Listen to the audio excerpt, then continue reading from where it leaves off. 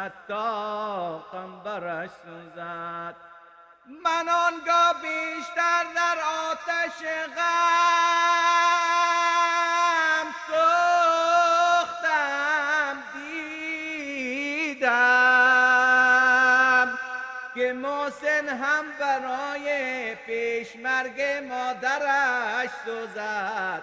بمیرم درد غربت گردد از این بیشتر آیا، که مولای دو عالم در کنار همسرش سوزد.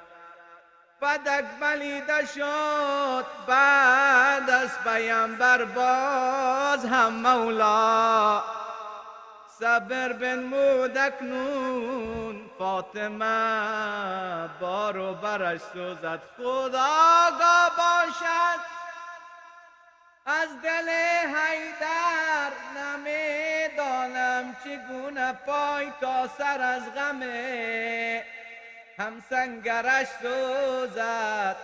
امام مجتبی از روزهای اول عمرش نمود داد که چندین بار دل با جیگرش سوزد. شعر کم دیگه مونده اما وقت دوستا رو نمیگیریم. بر محمد و آل محمد صلوات. الله صلی علی محمد و آل محمد.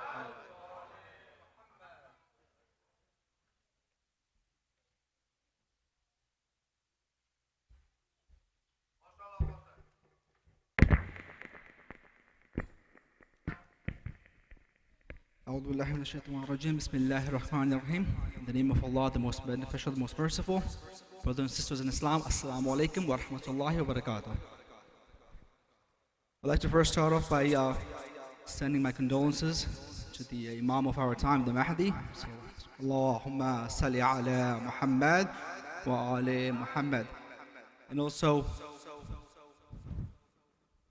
to everybody over here in attendance for the Shahadah of one of the greatest ladies, Lady Fatemah, alayhi salam, salawat. Allahumma salli ala Muhammad wa ali Muhammad. So inshallah, I'm going to keep it brief. We have no announcements for tonight. So I'd like to introduce the scholar. He's no stranger to Albany. He's been here before. So may I please ask everybody to please recite a loud salawat and welcome Sheikh Hamza Sodagar. Muhammad wa ali Muhammad salawat. Allahumma.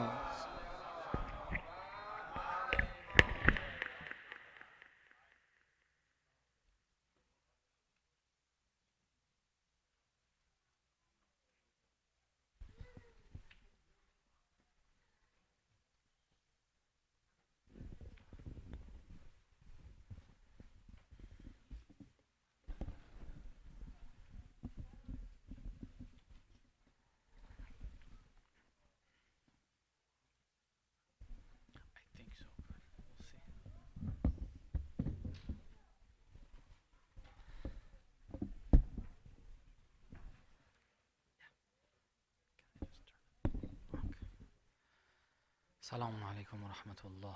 أعوذ بالله من الشيطان اللعين الرجيم. بسم الله الرحمن الرحيم. الحمد لله رب العالمين بارئ الخلائق أجمعين باعث الأنبياء والمرسلين، والصلاة والسلام على سيدنا ونبينا وحبيب قلوبنا وطبيب نفوسنا وشفيع ذنوبنا أبي القاسم المصطفى محمد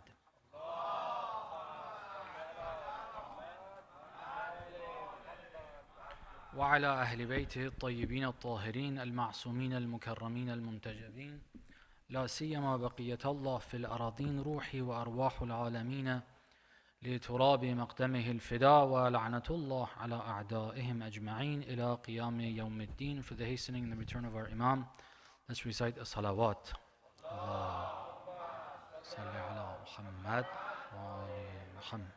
For his health and well-being, let's recite the second one louder.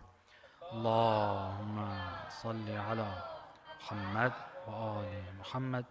Inshallah, each and every one of us becomes a true and close companion of that Imam. Let's recite the third one even louder. Allahumma salli ala محمد وآل محمد وعجل فرجهم. We thank Allah subhanahu wa ta'ala for all the blessings He's given us, and one of them for me is the privilege of being back to Albany in this center that is named after Fatemah Zahra salamullahi alayha. And we express our condolences to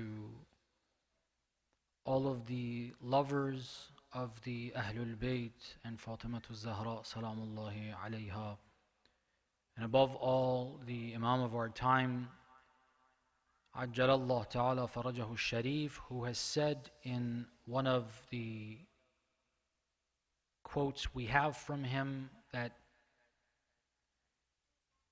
in the daughter of the Prophet, there is an uswa for me. There is, I take her, he has said, as a role model. We express our condolences to him and to all the lovers and followers of the Ahlul Bayt and Fatemah Zahra salamullahi alayha specifically. I've been told to discuss the material I have in English for about 30 minutes, and then I will be presenting something a little more brief in Farsi for about 15 minutes. So I apologize to each of those who don't understand one of these two languages. What I'd like to discuss over the course of tonight and tomorrow night, inshallah, on this occasion is related to the events that took place that led to the martyrdom of the lady Fatemah Zahra salamullahi alayha.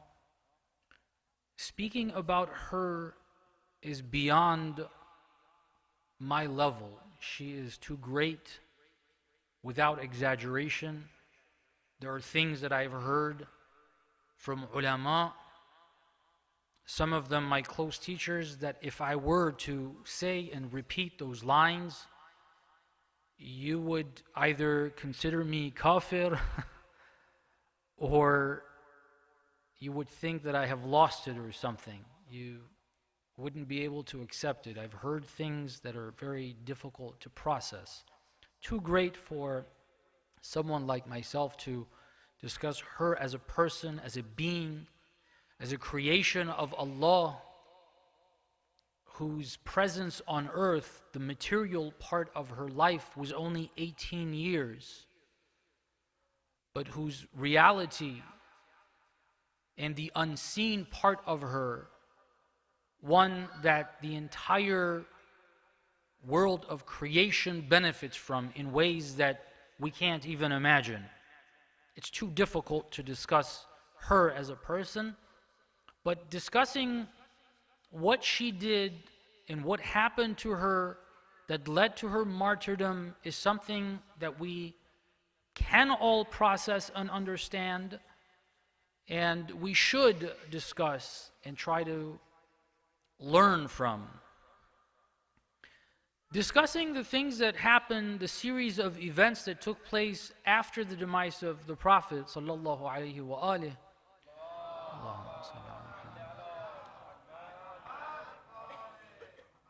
And what happened regarding that prior to the demise of that Prophet, because the roots of what happened after the demise of the Prophet, the deviation that occurred from the teachings of the Prophet,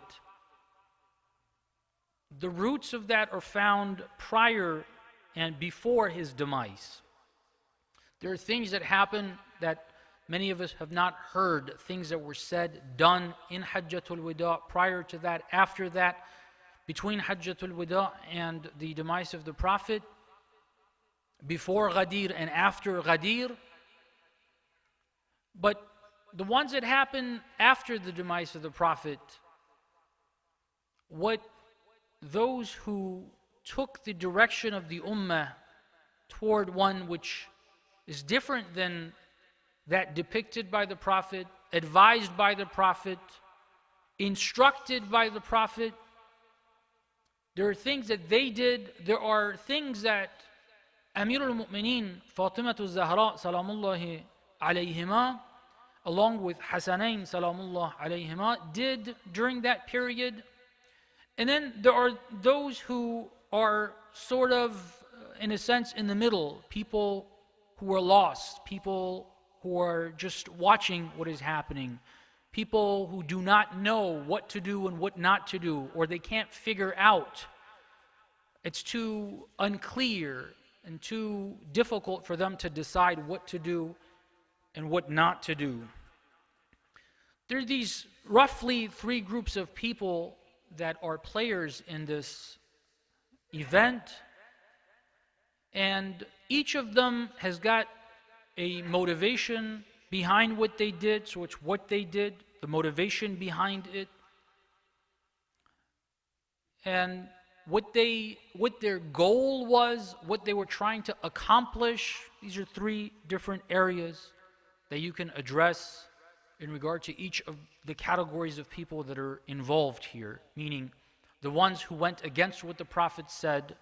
They took khilafah from the house of the Prophet, from the Ahlul Bayt of the Prophet, from the son-in-law of the Prophet, from the brother of the Prophet, from the nafs of the Prophet according to the Quran, to someone who, when mentioned in the Quran, he is one who is clearly, according to the script of the Quran, someone who did not believe in Allah, at least the way he should have.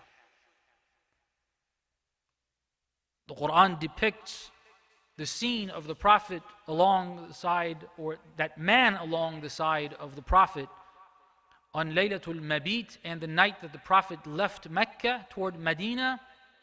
And it talks about the cave in which the Prophet was in. And when that scene is depicted, Allah subhanahu wa ta'ala says that the Prophet had to tell him, لا تحزن. إذ قال لصاحبه لا تحزن. The Holy Prophet told him, don't be sad. So he was sad, he was afraid. That stems from not really believing in Allah subhanahu wa ta'ala and the Prophet and his teachings. As opposed to Ali ibn Abi Talib, who was told, the Prophet told him that same night, that very same night, the verse is revealed, وَمِنَ النَّاسِ مَنْ يَشْرِي نَفْسَهُ ابْتِغَاءَ مَرْضَاتِ اللَّهِ. Amir al-Mu'mineen was told that night by the Prophet. The Prophet told him that Jibreel has come and told me that God wants you to sleep in. God has told me through Jibreel that they are planning to assassinate me tonight in my bed. And God has said, you need to sleep in that bed of mine, and I need to leave. Ali ibn Abi Talib said, of course. What's going to happen? You're going to get killed. Doesn't matter if that were to happen. That same night, the person who accompanied the Prophet, he chose to go with the Prophet. The Prophet didn't ask him to go. The Quran depicts that. The Prophet had to tell him, لا تحزن إن الله معنا. God is with us. You don't need to be shaking like this. They took khilafah from the nafs of the Prophet, the one who sacrificed himself on that night, Laylatul Mabit, for the Prophet, for Islam, for Allah, to the person who didn't have enough faith to not be afraid. People who did that, there are a number of people. There are different players here. They had a motivation. They did certain things. And they had a goal in mind. They were trying to accomplish something. What was that? You can discuss that. Amir al-Mu'mineen salawatullah wa salamuhu alayhi, Fatemah Zahra salawatullah wa salamuhu alayha, and Hasanain salamullah alayhima,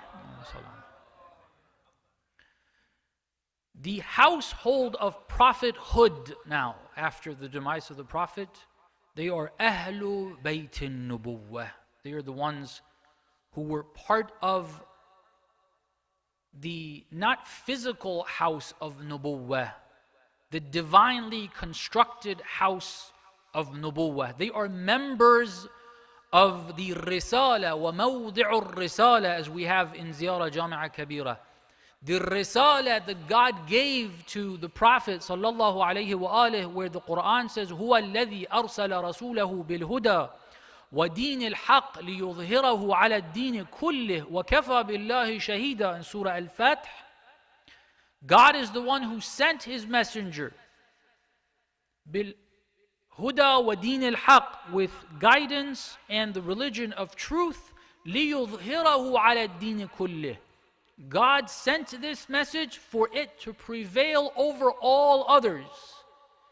This mission of making it prevail over all others is a mission given to the Prophet and those who are members of this house that God has designed. And therefore, the Ahlul Bayt are part of the mission of making this religion prevail over all others. The Prophet has left and departed from this material realm. Ali ibn Abi Talib, Fatemah Zahra salamullahi alayhima, and Hasanain salamullahi alayhima, they are continuing with this mission. It's important for us to recognize them as such. They did certain things. Identifying what they did, identifying their motive, and identifying their goal is something that can be done, should be done. And then the people who are, as I said, they are neither the ones that took khilafah from the house of Nubuwwah, nor are they the ones who joined. They're not the likes of Salman, the likes of Abu Dhar, the likes of Miqdad. At the time, the likes of Zubayr. Zubayr at that time was with Ali ibn Abi Talib. He even took his sword. There's an account of him in protecting Ali ibn Abi Talib and preventing them from forcing him to go and pledge bay'ah. He took out his sword to fight, and an accident happened. He dropped the sword. He couldn't handle it, and they took him, they tied him up, and he couldn't be involved in that scene. He was on Ali's side at the time. People who weren't either with Ali or with those who took the Khilafah away, which were the majority, they are people who did things and did not do things. They did certain things and they didn't do other things. What they did, what their conduct was in that context, what their motives were for doing or not doing things, not taking stances, not standing up, for instance. All of them knew what Ghadir was. They were believers in the Prophet. They were believers in Islam. They had not forgotten Ghadir. They knew, they wanted to be with the Prophet. They weren't horrible people. The majority weren't these monsters that were waiting for the Prophet to demise. They were the same ones that had joined the Prophet in his battles and were willing to give life for him. So if that's who they are, then why didn't they? What was their issue? What was the reason? What was their motive? And if they did things or did not do things, what were they looking to accomplish with that activity or lack thereof? Each of these players, these three broadly categorizing the people involved in that scene, you can discuss each of them in at least these three areas: what they did, what their motives were, and what they had in mind in terms of goals. Tonight, I'd like to talk a little bit about The other two groups, not Fatemah to Zahra salamullahi alayha and Amir al-Mu'mineen salamullah alayha and Hasanain and those who were with them. That category we'll leave for tomorrow night. Tonight I want to briefly discuss, very briefly, shed a little bit of light, reminders. Many of you have probably heard things from various scholars. You've read books probably. You've thought on your own, and I would encourage, this is honestly, let me take a couple of minutes to say, while we commemorate Fatemiyya every year, I have found it to be one of the most complex events in the history of Islam that I have found very little thorough analysis of. Okay, very little, comparatively, at least. When I look for things to read, to understand what happened, I find myself searching but not really finding much. Thinking about it is very important, and all of us have got to do that. Whatever we hear, process the information. Don't assume things. We have oversimplified the events. Brushing it by, oh, they're the enemies of the Ahl. Well, how many of them were? Aren't these the people? Have you looked at the verses of the Quran that praise the people that are with the Prophet? Were there many of them are the same people who did not join Ali ibn Abi Talib and Fatemah Zahra salamullahi alayhima. The Quran mentions good things. Look at Surah Al-Hashr. Allah subhanahu wa ta'ala praises them. Particularly the Ansar are praised. The Ansar are the people that the original dwellers lived, those who resided in Medina, the tribes that were there, Aus and Khazraj, for the most part, they are referred to as the Ansar. The Quran in Surah Al-Hashr, Allah subhanahu wa ta'ala praises what they did and who they were and their motives. Good, divine motives for what they did. They gave when they themselves were in need. In Surah Al-Hashr, Allah subhanahu wa ta'ala tells us. The Ansar were the ones who set up what you have all heard, Saqifatu Bani Sa'idah. Who set up that session? It was the Ansar. It was the same people praised in Surah Al-Hashr. When we oversimplify it, we can't learn from something, because oversimplification means that we have an unreal understanding of what the situation was like. An unreal, imaginary, fantasized situation, fantasized image, and what happened is never going to be effective in helping us learn what to do in our real lives.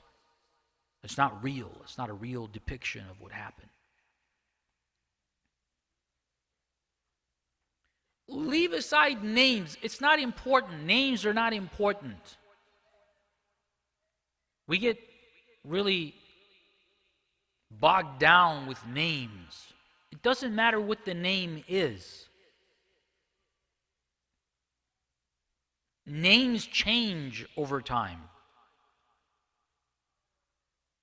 Banu Umayyah goes, Banu al-Abbas come.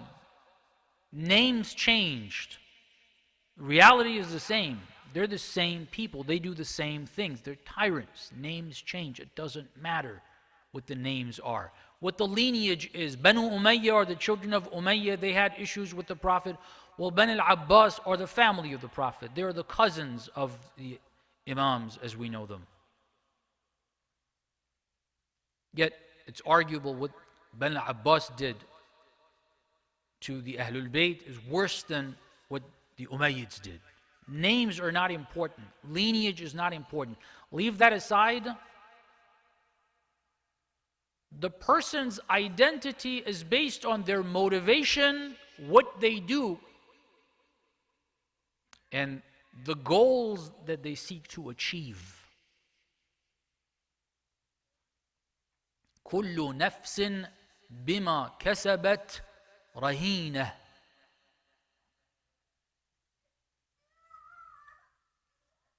Everyone, every soul, every individual, It's about what they obtain, what they earn, what they do, what they think. The son of the first Khalifa is a close companion of Ali ibn Abi Talib. It's not about lineage or name. Who you are is not determined by who your father was or who your mother was. It's determined by who you are, and that's determined what part of me is it that makes me who I am. It's my beliefs and what I do. That includes the motives, the goals.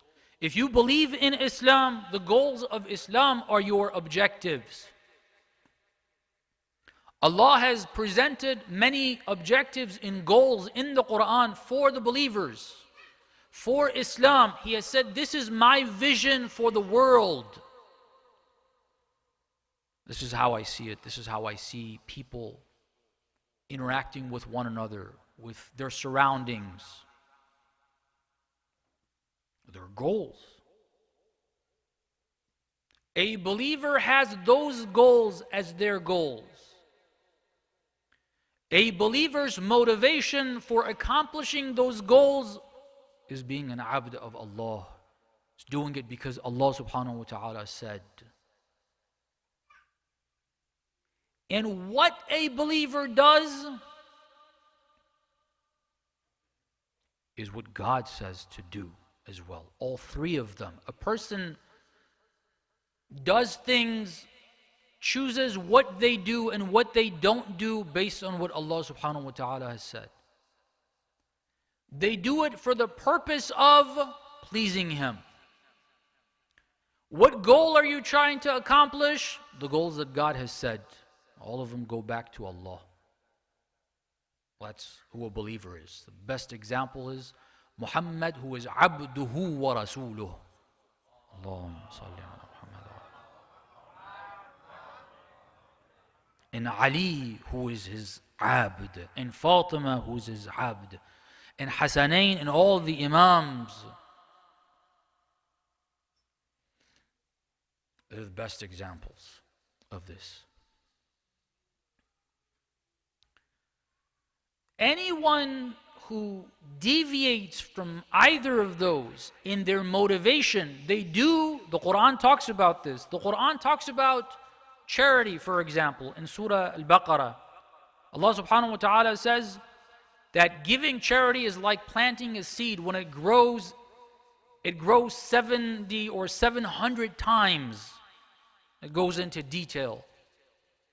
Then the verses that follow say that do not destroy and get rid of the rewards of what you have done by irritating. If you help someone, going and telling others, I helped this person, showing to them that I'm the one that helped you, bringing that up, making them feel like they owe me something. All that is. And then it says, كَالَّذِي, like the one, such a person who ruins what they have done afterwards by irritating, bothering, aggravating the one that they helped. It's like the ones who don't believe in Allah and do it, that same charity, they do it ri'a an-nas. They do it for people to see. They're giving charity, which is something that God has said to do. But what's the motive? Is for people to think I'm a good person instead of for Allah being pleased with me. Somebody diverts in their motive, their intention. Somebody deviates their behavior. Like, why should we listen to what God has said? I want to marry a member of the same gender. I should have the right to do that. No, you can't do that. Allah subhanahu wa ta'ala says this is wrong. Why? Because He said it's wrong.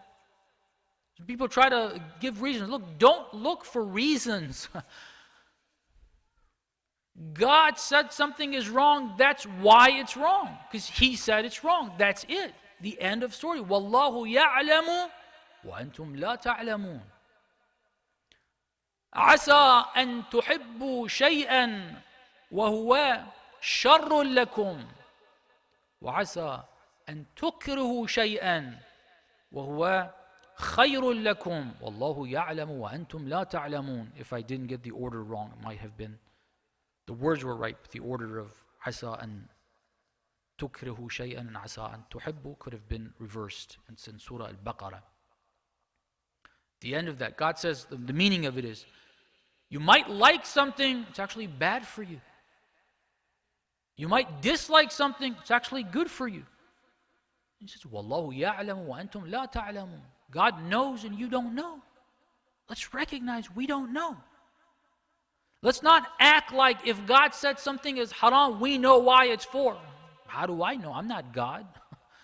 I don't receive revelation. None of us do. If He explained part of the reason or the entire reason, then fine. Otherwise, we don't know. I don't know why. And it doesn't matter why. It doesn't matter. God said it's wrong, you don't do it. Some people deviate in what they're supposed to do. And usually when either of those are a problem, then when it comes to the goals, you have problems as well. But there are people that in those two, they don't have as many problems, at least intentionally, deliberately, they're not trying to go against those. But their goals are not the same as what Allah subhanahu wa ta'ala said. Their deviation is not as bad, sometimes it's not even bad, they just don't recognize the goals. But when you get to recognizing the goals, that's on a different level. Inshallah, tomorrow night we'll get a little more into that part, with the good people. The people after the demise of the Prophet, both categories of people did things, behaved against what God had said. God said Khilafah belongs to Ali ibn Abi Talib. And He didn't say it once, by the way, for those of us who don't know. The Prophet made, according to what Allah subhanahu wa ta'ala told him, made various announcements, but in smaller gatherings of people.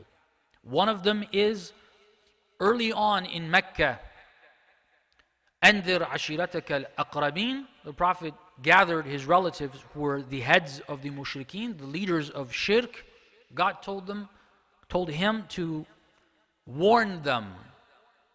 In that session, it's a long story, we don't have time, you've all heard it, I'm just reminding. The Prophet asked, who will join me? This is who I am a prophet of God, I have a mission, I receive revelation. Who will join me to be my brother, my successor? No one stood up except Ali ibn Abi Talib. The Prophet told him to sit down. 3 times that happened. So he mentioned right there in those early days where people would laugh at the idea of succession. They didn't believe this is going to turn into something where there's succession in. They used to say to the Prophet, you don't even have a son. Your lineage will not continue, let alone your work. Whereas both of what they said was wrong. Anyway. In Ghadir, on that platform where everyone saw, and the Prophet sallallahu alaihi wasallam, as opposed to what now the doubts that are being raised, even some of those who identify as Shia are raising regarding how the Prophet mentioned this, he left no doubt in anyone's mind what he is referring to when he said, "Man kuntu mawla fa aliyun mawla." There was no doubt in anyone's mind. Those who went against that deliberately and took khilafah to a different house, they obviously did something against what the Prophet had said. But the vast majority of people who didn't deliberately do that, and after a while, eventually, they went ahead and pledged allegiance, eventually, over the course of time, they also went against what God had said. What they did was against what God taught. Well, that's clear. One of those categories of people is worse than the other, though. One of them, knowing who the Khalifa is, decided they're going to have someone else. And they took various measures for that, including using force. I like to call it a coup, comparing it or using terminology that's more familiar to us. The Pledge of Allegiance to Ali in Ghadir would be what we would call a democracy here today, in modern terminology, in English. And taking it away from him was a coup. It wasn't a revolution. It was a coup. A coup is force being used by a small minority for their own purposes. It has nothing to do with the general populace. The general populace usually just watches that, and that's what happened there. What they did was very wrong. That's clear. I don't need to shed light on that. But the people, the majority, the 80-90% of the people, if 5%, which I think that's an exaggeration, if 5% were the ones who orchestrated the coup, and 2% were the ones who stood with Ali, the rest, 93%, were the ones who didn't do anything. They went against the teachings of the Prophet as well. Because the Prophet, when he took that allegiance, when he mentioned أَلَسْتُ بِأَوْلَى مِنْكُمْ مِنْ أَنفُسِكُمْ, I have wilaya over you. You need to prefer me over yourselves. He wasn't saying this as an expression of arrogance. God said in the Quran, this is His relation with you for your good. This is what you need to do. The Prophet made that very clear. This is one thing to keep in mind. I'm just going to spend a couple of minutes as my time is up, really.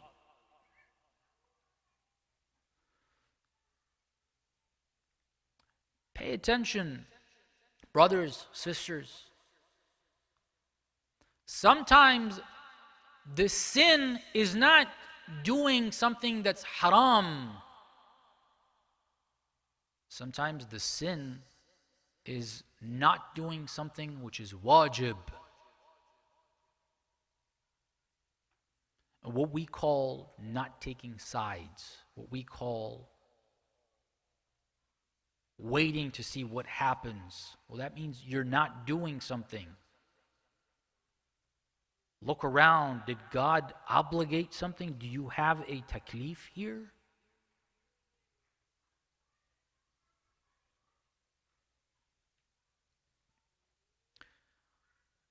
In social context, we have two really good examples that we commemorate, one of them more than the other. One is Ashura, the other is Fatemah. Okay. Both of these, the role of the silent majority, the ones who don't do anything, they don't fight haqq, they don't fight Hussein, they don't come to Karbala. In Fatemah, they're not the ones who came and burned the door of Fatemah. They didn't tie the hands of Ali to take him to the masjid. They were the ones who watched that happen and did nothing. The majority are the ones who did nothing. The majority of those in Karbala, in Kufa, in Basra, their crime wasn't going to the battlefield against Hussein. Their crime was not going to join Hussein. In social obligations in Islam, we are good at identifying personal obligations. Okay, salat is wajib, hajj, what are the conditions? Do I have the conditions? Do I have to go? Do I not have to go? For the wajib salat, we have to ask all these questions. Is my wudu okay? Is it not okay? Is my pronunciation right? Do I pronounce the ha correctly? Is the prayer accepted like this or like that? This nijasa, I washed it twice. Is twice enough? Is it 3 times? Is it how many times? All of these details we learn, we try to implement when it comes to our personal obligations. When it comes to the social obligations that according to various ahadith and plenty of, a plethora of verses of the Quran, they are the more important ones. We don't seem to care about learning the details of our taklif there, thinking about what our obligation is.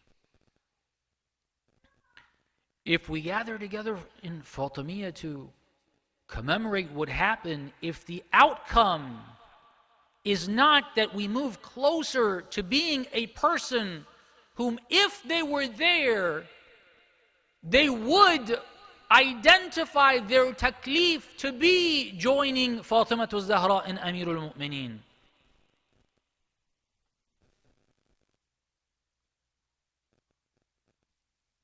Sometimes we'll have the Imam al-Haq or their companion speak even and remind what the taklif is, yet we still don't go. It doesn't click for us. In Fatemiyya, we have a number of accounts. I found a khitaba or a speech Ali made in Medina. It's in Rawdatul Kafi, the last volume of Al-Kafi. It says, Amirul Mu'mineen addressed the people in Medina. This is after the demise of the Prophet. This is before the Khilafah of the others had solidified. Ali talked and he said, Wallah, if I had, after explaining the situation and what needed to happen and what he's doing, he said, Wallah, if I had as many companions as those present in the Battle of Badr, which were 313, we all know the figure, I would have corrected things. I would, meaning I will correct things. The session is over. 340 people showed up. Ali said, okay, show up tomorrow. Certain dress code, he told them, in a certain location. Show up here, this dress code. They went, it's Ali, Salman, Zubayr, Miqdad, the 5 or 6 with Ali. What happened to the 314 who after that fiery talk, after that speech, after that reminder, after clearly telling them the Prophet isn't here, but his voice, his nafs, his real Khalifa is here, the words of the Prophet are coming out of the mouth of Ali ibn Abi Talib. If you did not have clarity, you should have clarity.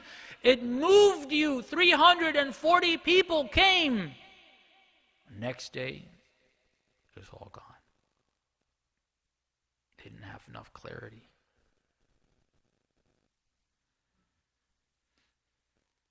One thing is what they did. My emphasis, forget, inshallah, none of us are going to be of the ones, inshallah, Allah protect us from being the ones who deliberately go against the goals of Islam.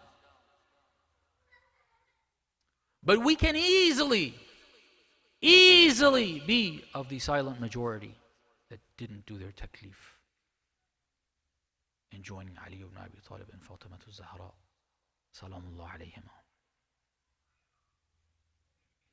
Go learn. We need to go and learn. What is our taklif here? Look at the verses of the Quran. How many details of salah do you find in the Quran?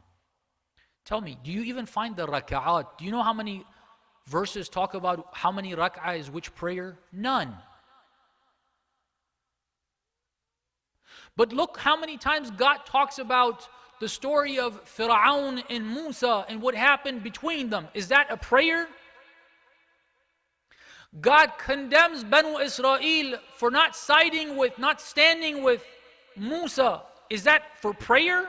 Or is that their battle against the Fir'aun? Social responsibilities, obligations. How many times does God talk about the details of the battle of Badr, the battle of Uhud? These are social obligations. Who did what? Where they went astray. We read that as history. Oh, this is what happened. No, the Quran is not a book of history. The Quran is Huda lin-nas. يهدي به الله من اتبع رضوانه سبل السلام.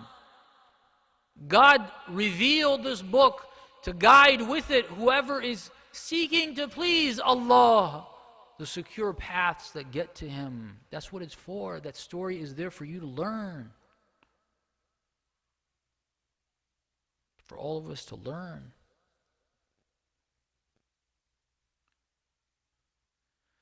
We're just going to talk about the motivations a little bit too, because that's an area that we require a little bit of understanding, because again, when we oversimplify the situation, then we think, oh, I don't have those motives. What was the motive of, leave the first category aside. Let's focus on the guys who, the silent majority, the dominant majority. In terms of numbers, the number of, let's say, the army of those who took away the Khilafah from Ali, the largest number are the silent majority. They helped that by not doing what their taklif was. They didn't deliberately want to do that. They didn't even agree with it. That's why we called it a coup. There's plenty of evidence they did not agree to it.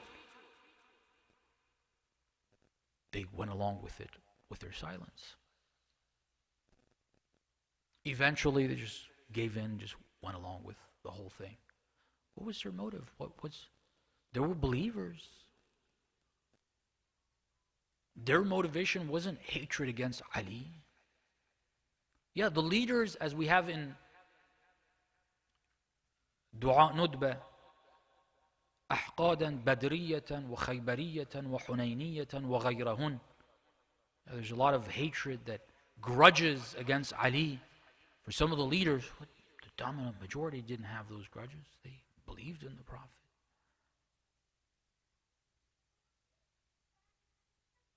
What was their motive? What caused them? That's something for you to think about, inshallah. I don't have time to discuss. I apologize, inshallah, we'll spend a few minutes in Farsi. Recite a salawat, please.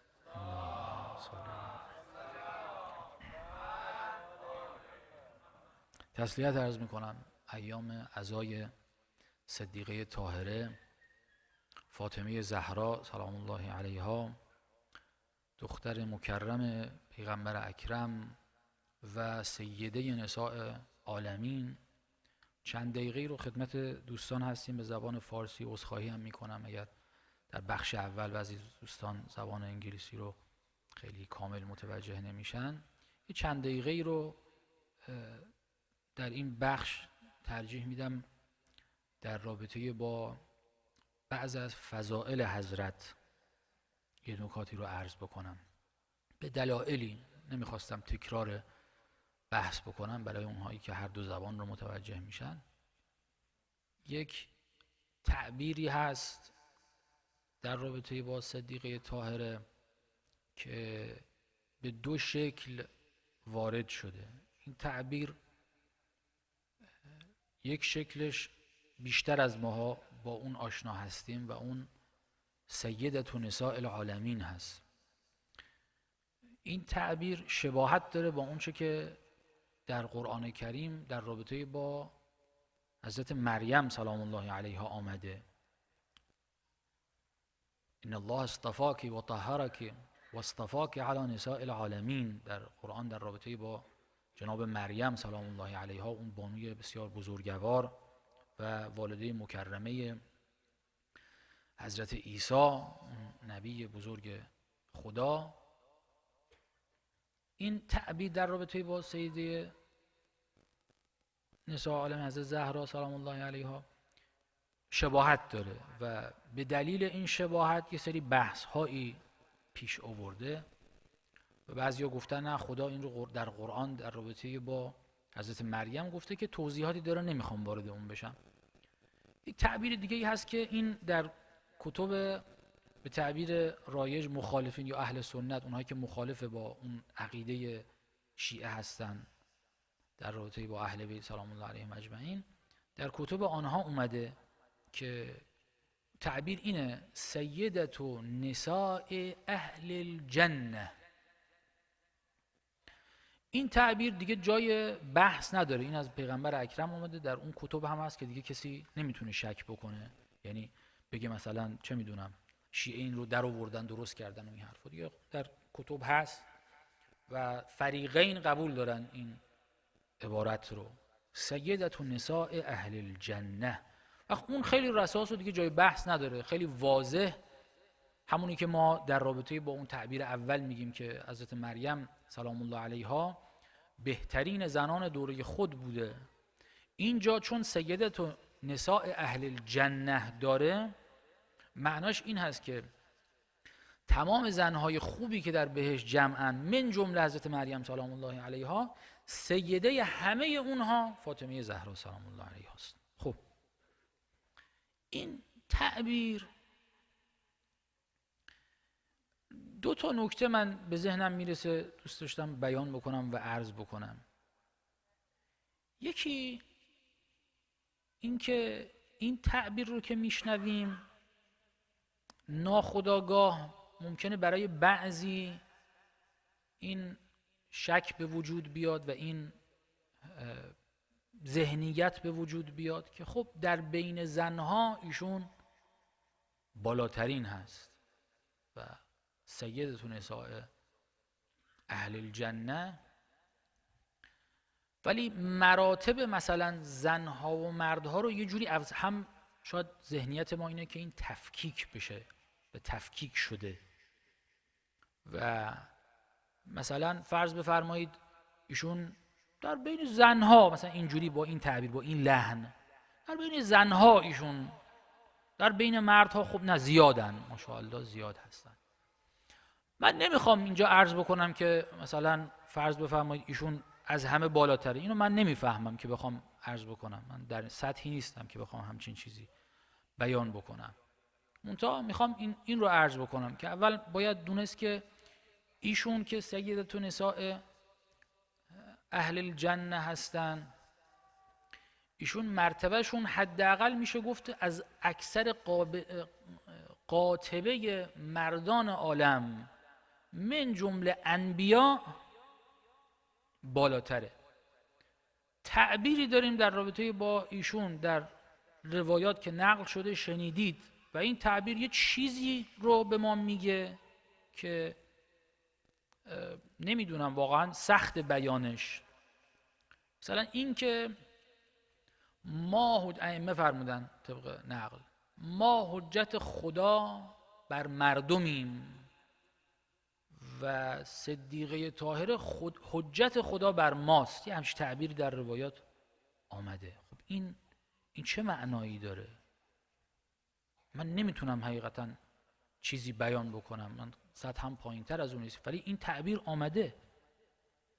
عرض کردم حداقل چیزی که میشه فهمید اینه که ایشون سطحشون و مرتبهشون اعلای از اکثر مردم هست، چه مرد چه زن.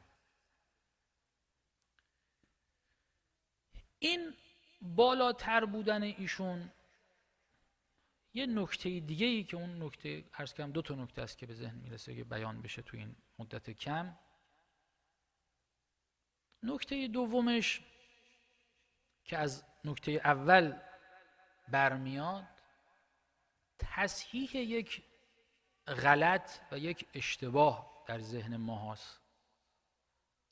قاطبه مؤمنین خیلی از ماها این اشتباه در ذهنمون هست، چه مرد ما چه زن ما، و اون حالا بعضا شاید به صورت ناخودآگاه این به وجود آمده، ولی باید به صورت خودآگاه و با تفکر، با تأمل از این جهل خارج بشیم. و اون اینکه زن و طبیعت زن نسبت به طبیعت مرد کمتره. این یک ذهنیتی است که متاسفانه وجود داره. حالا هرچی هم ما مثلا بخوایم غیر از این بگیم، یه واقعیتی است که باید بپذیریم وجود داره. عرض کردم هم در ذهن آقایون این وجود داره، هم در ذهن خانم ها که یک معضلی است، یک اشکالی است و اشکالات متعددی از این ناشی میشه. باید این تصحیح بشه در ذهن ما به صورت خودآگاه، با فکر، با تأمل.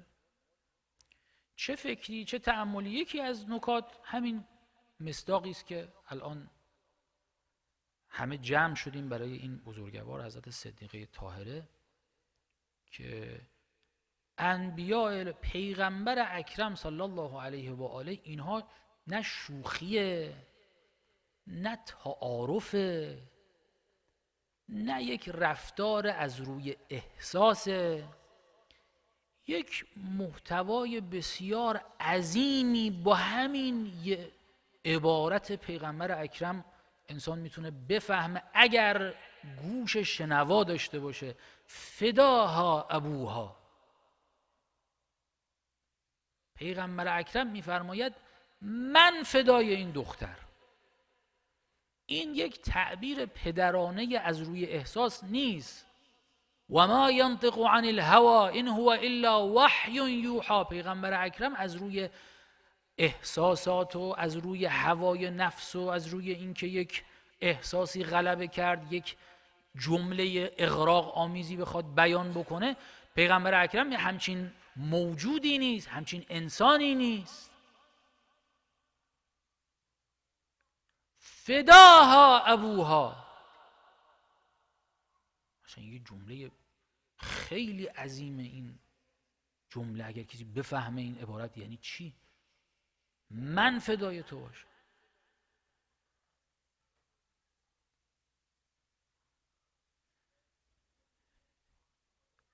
عبارت دیگه ای که در رابطه اینا فضائل، منتها میخوایم اون نکته رو بهش برسیم، یعنی هم انشاءالله معرفت ما نسبت به صدیقه طاهره یه نکاتی یادآوری بشه، هم این اصلاح بشه این تفکر غلط ما. این که رضایت فاطمه زهرا سلام الله علیها، اون چه که ایشون نسبت به او راضی است دلش، همون چیزی است که خدا نسبت به او رضایت داره. این یه چیز عجیبیه. احساسات انسان، شما احساساتتون رو نگاه بکنید ببینید احساسات انسان، حالا تا اونجایی که ما میفهمیم، خیلی قابل کنترل نیست، خیلی قابل این نیست که مثلا من بگم من احساسم. یه مؤمنی وارد میشه به یه دلیل غلطی بنده احساس بدی نسبت بهش دارم. متاسفانه در بین ما عصبیت که در عربی هست وجود داره. از در وارد میشه، مثلا میبینم از یک قومی غیر از قوم بنده، مثلا فرض بفرمایید بنده از طرف پدر ایرانی هستم، از طرف مادر بنده مال اینجا هست، مادر بنده سفید پوست امریکایی. از در کسی وارد میشه از این دوتا نیست. مثلا فرض کنید حالا عراقی هست یا لبنانی هست یا افغانستانی هست یا پاکستانی هست یا مال هر ملیت دیگه، یا سیاه‌پوست مال آفریقاست، وارد میشه. بنده احساسم نسبت به او چیه؟ متاسفانه بنده ای که تربیت نشدم ممکنه احساس خوبی نداشته باشم. یا کسی وارد میشه، مثلا فرض بفرمایید از چهرهش تشخیص میدم ایشون هم مثلا فرض کنید ایرانیه، وقت خیلی خوشحال میشم.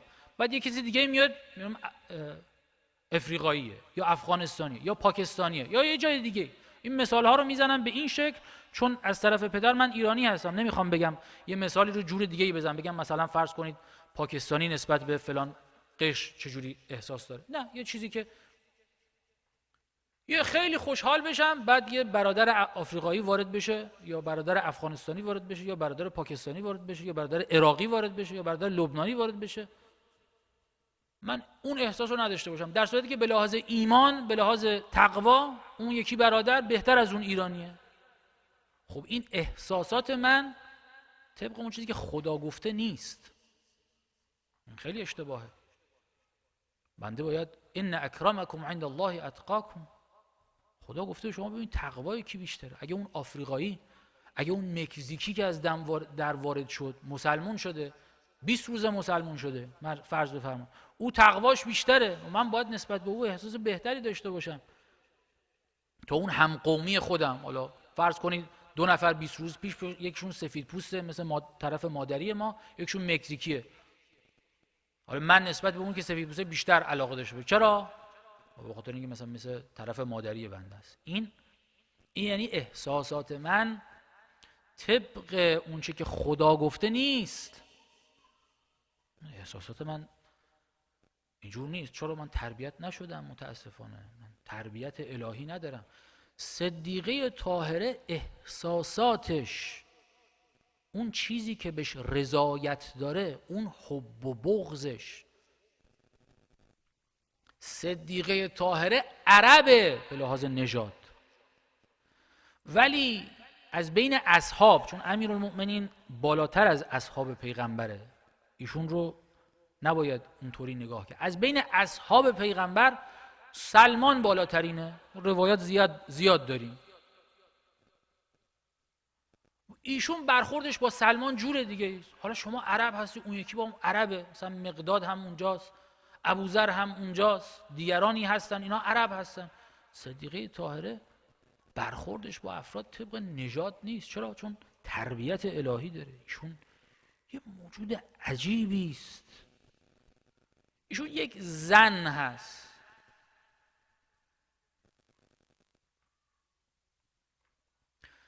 ما از این باید این رو بفهمیم برادران. حالا ما اشاره‌ای به بحث یک رذیله‌ای وجود داره در بین ماها، نوعاً هم در بین همه تا حدودی هست متاسفانه. من عرض کردم مثال‌هایی که بیان کردم به واسطه اینکه پدر من مال یک نژادی است و مادر من از نژاد دیگری است، این 2 مثال رو به عنوان کسی که اینها اگر من احساسم اینطوری باشه غلطه. حالا هر کسی به نژاد و به قومیتی که خودش داره نگاه بکنه. دیگران رو متهم کردن خیلی کاری رو پیش نمیبره. هر کسی باید از خودش شروع کنه. بنده باید سعی بکنم نسبت به غیر ایرانی و غیر سفیدپوست این احساس رو نداشته باشم. دیگران هر کسی نگاه به قومیتش بکنه. متوجه این باشه روایت داریم که کسی که به اندازه دانه خردل که بسیار یکی از دانه های شاید ریزترین دانه‌ای که به صورت طبیعی وجود داشته باشه و همه باش آشنا بودن، به همین دلیل این مثال زده شده. به اندازه اینقدر یک دانه ریز خیلی کوچک عصبیت در دلش باشه به بهشت وارد نمیشه. ما روایت داریم، روایاتی داریم در این زمینه. انشاءالله خدا توفیق بده. این یه نکته.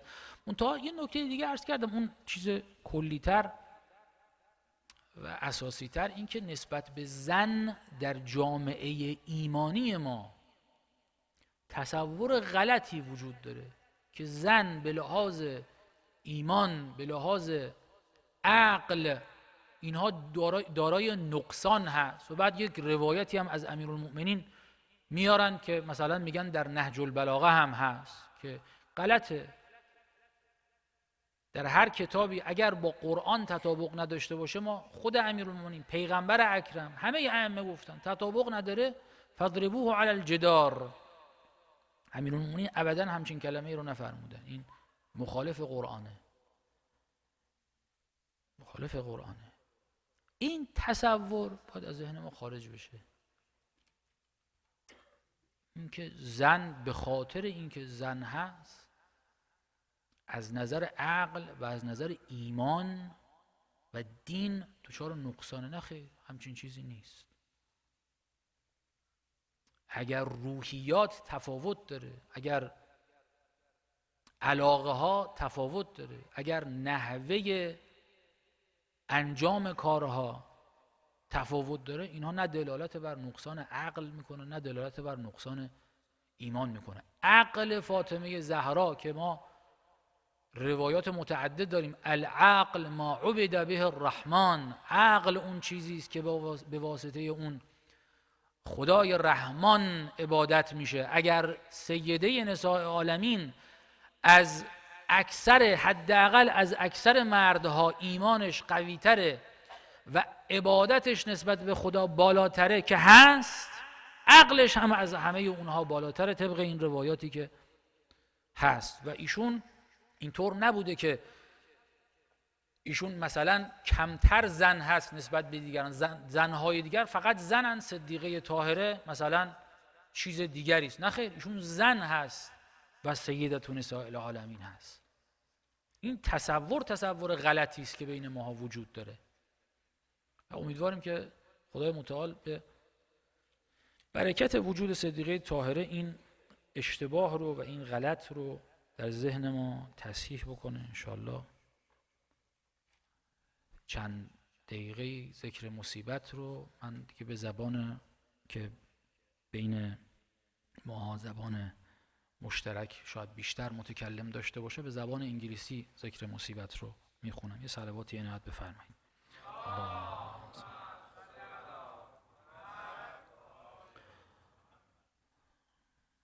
Let's take our hearts to Medina. These difficult nights and days of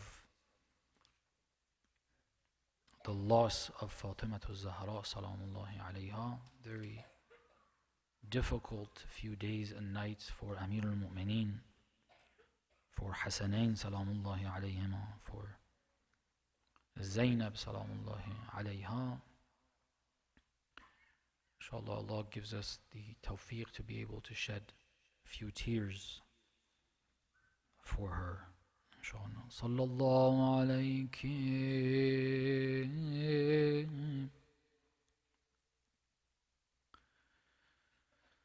ya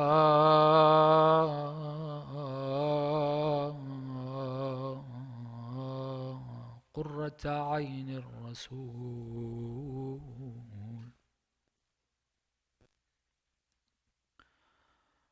صلى الله عليك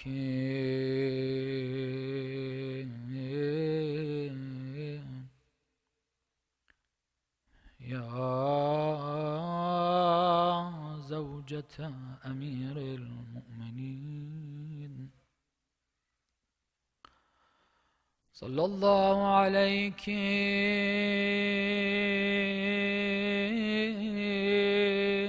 يا ممتحنة امتحنك الله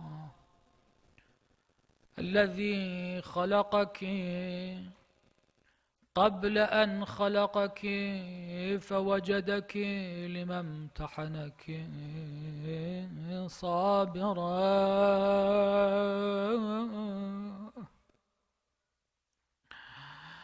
روحي فداك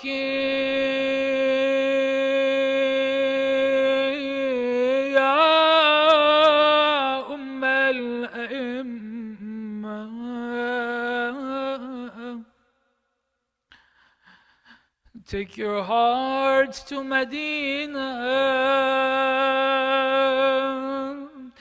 in search of the lost grave of the mother of the Imam. Those who've been to Medina know you wonder where to go to visit the grave of Fatemah. When you're at the shrine of the Prophet in Masjid al-Nabi, you wonder if she's buried near him.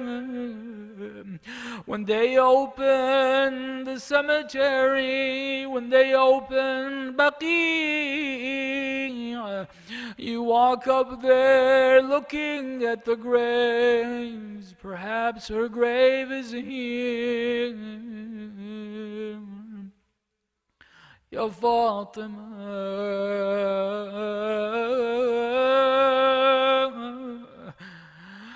imagine the mother of the Sadat. Ya Allah, I don't know how it felt for Ali to be in the house when they came after him. They sought Ali, they knocked on the door. It says Fatemah came behind the door. They said to them, they wanted the door to be open to take Ali. She said, I will not allow you to come. They said, we will burn the house down. She said, although I'm in the house, they said, we will do so if you do not open. So she did not open. The mal'oon set the door afire. The door must have had metal nails in it. At some point, the mal'oon kicks the door. Fatemah is behind the door. A call is heard. Ya fiddatu khudini.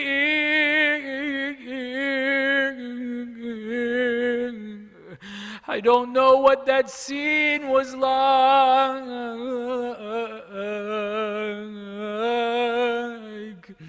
روحي فداك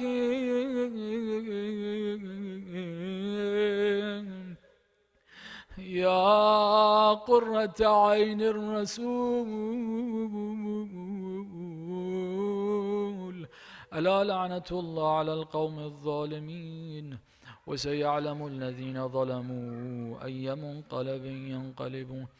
اللهم إنا نسألك وندعوك باسمك العظيم الأعظم بالزهراء وأبيها وبعلها وبنيها والسر المستودع فيها بك يا الله يا الله يا الله يا الله يا الله يا الله يا الله يا الله يا الله يا الله يا رحمن يا رحيم يا مقلب القلوب ثبت قلوبنا على دينك وعلى محبة أوليائك. والله hasten the return of our Imam. Allow us to be of his true and close companions. Ya Allah, forgive us all of our sins. Forgive our parents, our grandparents, our relatives, all believers, those who are alive, those who have passed away. Ya Allah, grant all of us and all believers worldwide our hajat, our needs, our requests. Ya Allah, relieve all those who are suffering from hardships, difficulties, illnesses. Ya Allah, relieve all the people of the world of the oppressions they're facing. Bin Nabi wa alih, rahimallahu man qara al-Fatihata ma'a salawat.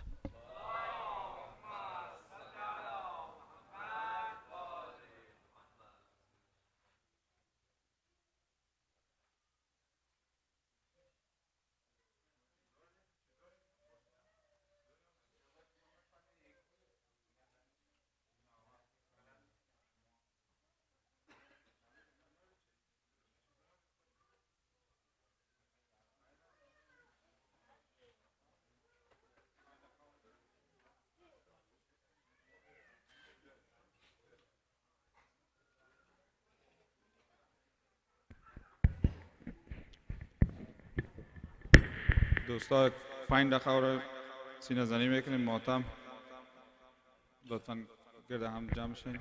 خوشنودی و فرج آقای امام زمان صلوات.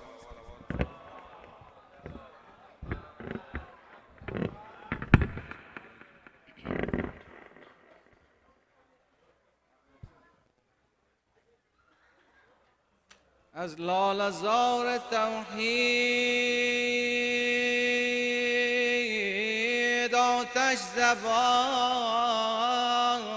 میزد، گل گشته بود و پرپر، بلبل ترانه میزد. در گلشن ولایت یک نو شکفته گل بود، گرمی گذاشت و گلچین آن گل جوانه میزد. بر محمد و آل محمد صلوات. صلی علی محمد و آل محمد.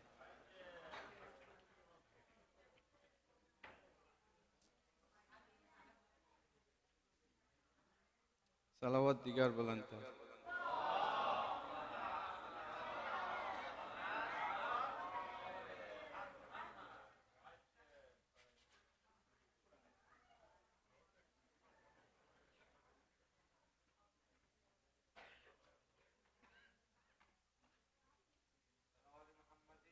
الله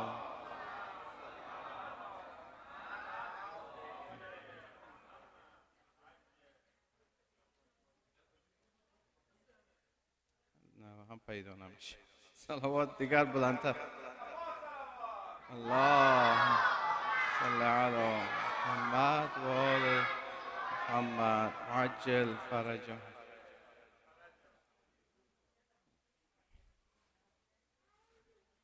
صلوات دیگر بلندتر. اللهم صل علی محمد و آل محمد. برای بیبی فاطمه زهرا دیگه نوحه نداریم، یک نوحه برای علی اکبر میخوانیم انشالله قبول باشه، یا برای علی اصغر انشالله که قبول شود. تشنه ترین حرم اصغرم ای اصغرم، تشنه ترین حرم اصغرم ای اصغرم، تشنه ترین حرم ای اصغرم، تشنه ترین حرم ای اصغرم. از همه دل میبری طفلک زیبای من، از همه دل میبری طفلک زیبای من، از همه تشنه تری نوگل رعنای من. جان به لبت آمده وای من و وای من، شرم کنم چون تو را تشنه به میدان برم. تشنه ترین حرم اصغرم ای اصغرم، تشنه ترین حرم اصغرم، تشنه ترین حرم.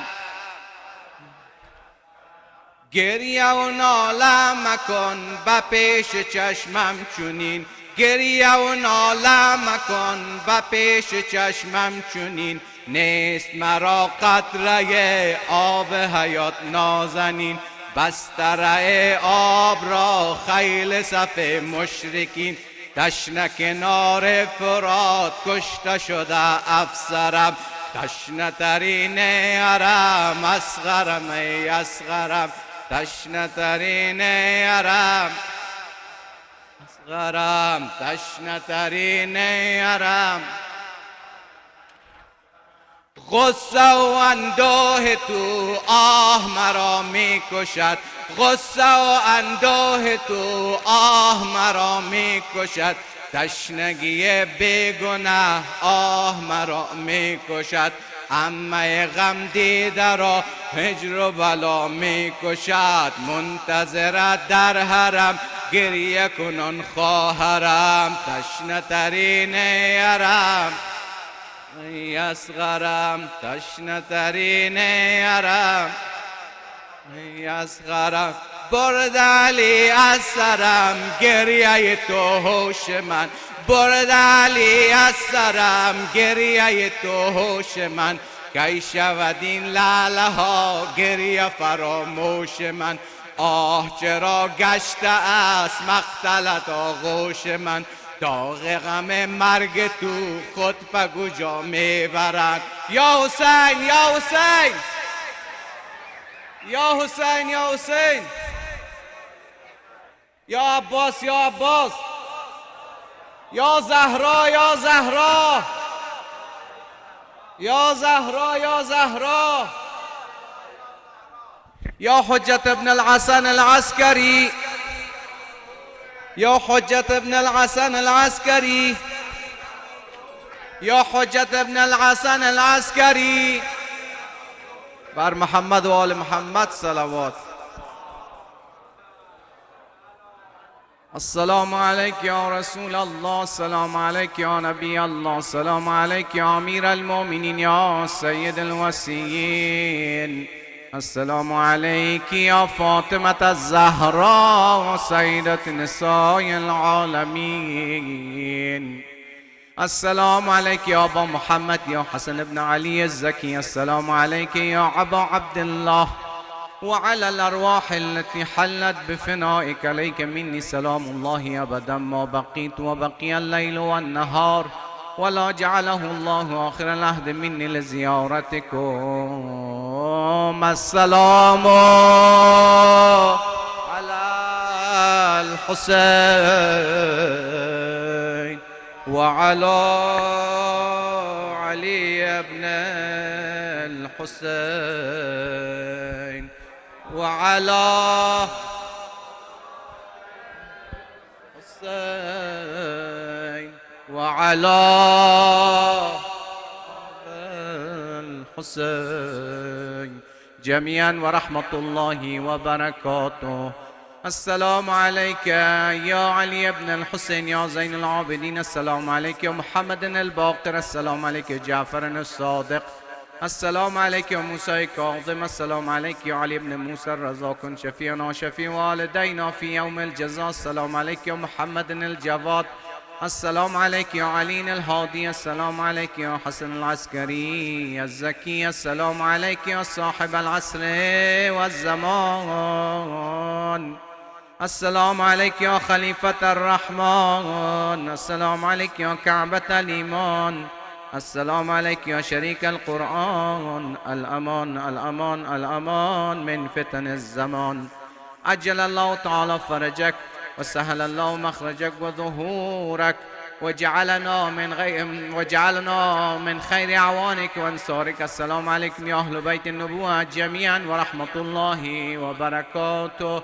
همه از ما خواهش کردن که یک دوست ما برین سرجری داره، برش هم میجیب بخوانیم و بر جمیع مریضای مؤمنین مؤمنات یک جایی 5 بار میجیب. بسم الله الرحمن الرحیم. اما يجيب المضطر وإذا دعاه ويكشف السوء، أما يجيب المضطر وإذا دعاه ويكشف السوء، أما يجيب المضطر وإذا دعاه ويكشف السوء، أما وإذا دعاه ويكشف السوء، أما المضطر وإذا دعاه ويكشف السوء. بر محمد و آل محمد صلوات. اللهم صل على محمد و آل محمد. از همه قبول باشه ان شاء الله.